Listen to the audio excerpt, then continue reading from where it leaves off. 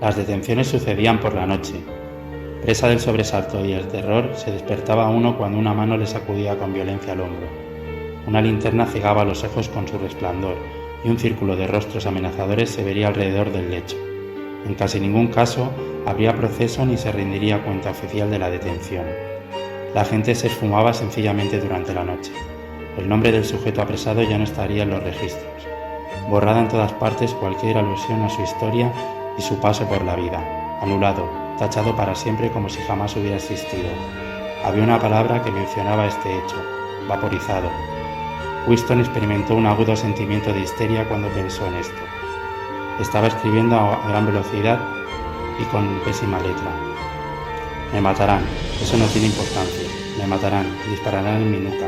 Me da lo mismo, abajo el gran hermano. Siempre matan tirando en la nuca. No me importa, abajo el gran hermano. Avergonzado de sí mismo, echó su cuerpo hacia atrás dejando la pluma sobre la mesa cuando algo lo sobresaltó. Habían llamado a la puerta.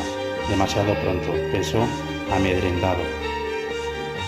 Permaneciendo inmóvil, como rata ante el embate del gato, acariciando la esperanza de quien fuese se retirara al no hallar respuesta a su llamado. Pero la llamada se repitió y Winston sabía que una demora mayor en abrir la puerta era una opción aún peor.